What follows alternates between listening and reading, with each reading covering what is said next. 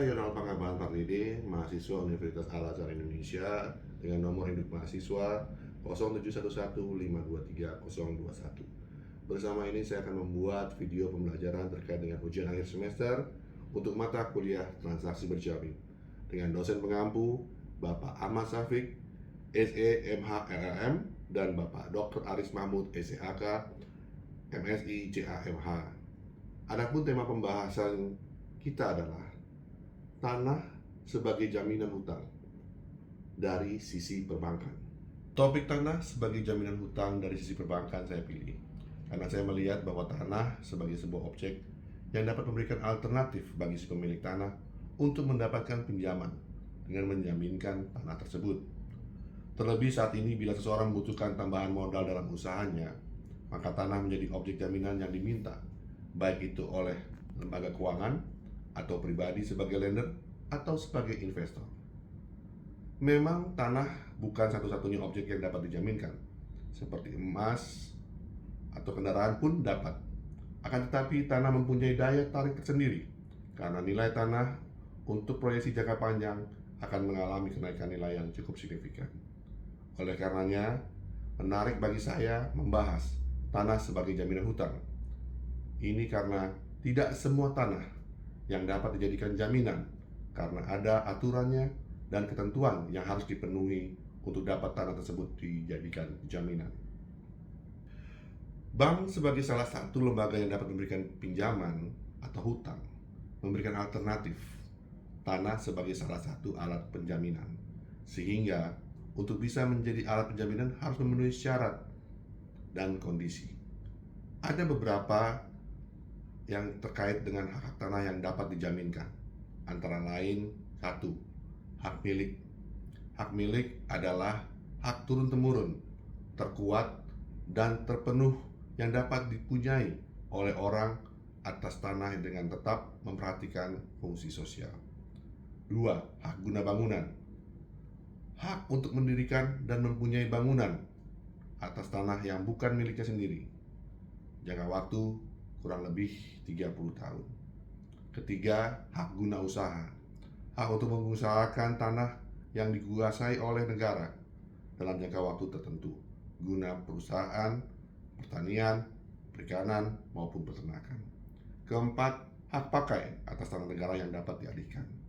Kelima, hak pakai di atas hak milik.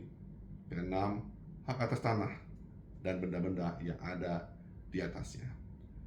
Meskipun ada beberapa bentuk hak tanah, akan tetapi seperti yang disebutkan di atas bahwa tidak semua tanah dapat dijadikan jaminan kepada bank. Ada beberapa faktor yang menyebabkan tanah tersebut tidak dapat dijaminkan, yaitu 1. Status kepemilikan tidak jelas.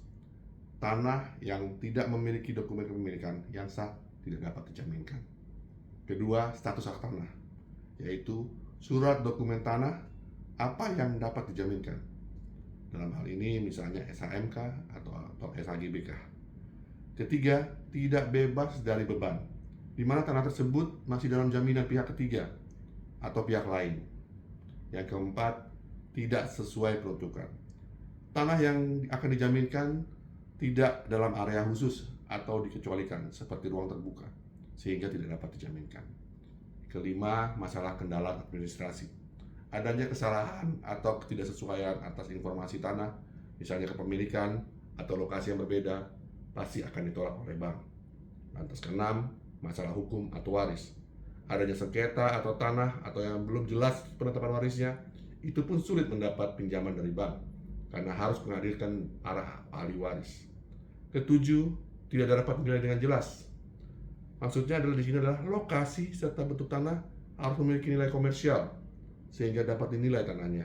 Kadang tanah di pinggir jalan belum tentu bisa dapat diterima oleh karena misalnya sebelahnya itu adalah ada jurang atau apapun namanya. Nah, inilah yang menjadi pertimbangan oleh pihak perbankan. Dari apa yang saya uraikan di atas, jenis atau macam tanah apakah yang dapat diterima oleh bank sebagai jaminan atas pinjaman yang diberikan? Karena masyarakat masih banyak yang awam terkait dengan pinjaman dengan tanah sebagai jaminannya.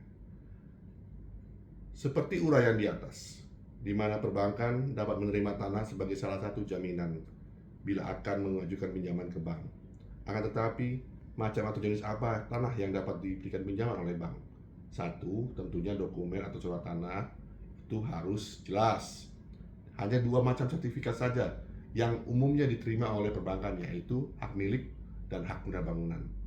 Bagi tanah yang di atasnya telah berdiri bangunan, maka izin mendirikan bangunan menjadi satu syarat yang harus dilengkapi untuk bisa mendapatkan pinjaman. Untuk bangunan apartemen seperti yang ada saat ini, atau kita kenal dengan sertifikatnya adalah surat kepemilikan atas satuan rumah susun, juga dapat dijaminkan. Akan tetapi, pihak bank pasti akan mempertanyakan sertifikat tanah alasnya atau dasarnya. Kedua, status kepemilikan. Kepemilikan menjadi keharusan yang pasti dan jelas akan terkait dengan siapa yang sah untuk melakukan perikatan atas jaminan tersebut. Oleh karenanya, tanah waris bukannya tidak bisa dijaminkan, tapi akan selalu dihindari karena memiliki potensi sengketa di antara para ahli waris. Apalagi terhadap yang masih bersengketa, sudah pasti tidak dapat diterima sebagai jaminan selama belum memiliki kekuatan hukum yang tetap. Ketiga, lokasi dan bentuk tanah. Bank akan lebih menyukai tanah yang berlokasi, yang memiliki nilai komersial, dan bentuk tanah yang beraturan, misalnya segi empat, karena hal ini akan berpengaruh terhadap nilai tanah saat menentukan berapa besaran pinjaman yang dapat diberikan. Dari ketiga hal tersebut di atas, poin 1 dan 2 merupakan syarat awal yang harus dipenuhi oleh tanah untuk dapat diterima sebagai jaminan. Sehingga tujuannya adalah agar dapat perikatan tanpa tanah dapat dilakukan, yaitu dengan menetapkan akta pendirian hak tanggungan atau APHT yang dilakukan oleh PPAT dan didaftarkan dan dicatat di Badan Pertanahan Nasional atau BPN. Kita mengenal 10 asas yang mendukung hak tanggungan, yaitu asas sistem tertutup, asas yang didahulukan, asas hak kebendaan, asas spesialisasi, asas publisitas, asas mudah dan pasti pelaksanaan eksekusi, asas aksesorir, asas pemisahan horizontal, asas perlekatan, dan asas itikat baik. Hak tanggungan tersendiri memiliki beberapa ciri, seperti 1. Memiliki beberapa elemen pokok. 2. Sifat hak tanggungan tidak dapat dibagi. 3. Pengecualian sifat tidak dapat dibagi. 4. Utang yang berasal dari satu atau beberapa hubungan hukum. Definisi hak tanggungan yang sebagaimana dimasukkan dalam Undang-Undang Nomor 5 Tahun 1960 tentang Peraturan Dasar Pokok-pokok Agraria adalah hak jaminan yang dibebankan pada hak atas tanah atau berikut atau tidak terikat benda-benda lain yang merupakan satu kesatuan dengan tanah tersebut. Bertujuan untuk pelunasan utang tertentu yang memberikan kedudukan yang diutamakan sebagai kreditor, tentunya terhadap kreditor-kreditor lain. Seperti diketahui bahwa hak tanggungan lain yang diatur dalam undang-undang yang lain, yaitu tentang Undang-Undang Rumah Susun dan Undang-Undang Perumahan dan Pemukiman. Fungsi perikatan APHT saat perikatan jaminan atas tanah oleh bank memiliki tujuan. APHT mempunyai atau menjadi bukti yang sah bahwa debitur telah memberikan hak tanggungan kepada kreditur atas tanah atau properti yang dijaminkan. Kedua, melindungi hak kreditur bila debitur wan prestasi. Ketiga, memberikan kepastian eksekusi atau hak parate langsung kepada kreditur.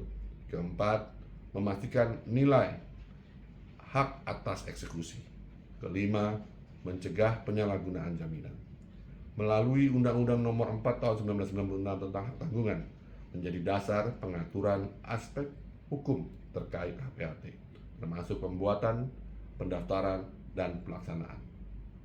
Dari apa yang coba saya uraikan di atas, saya mencoba membuat kesimpulan tanah apa yang dapat diterima oleh perbankan.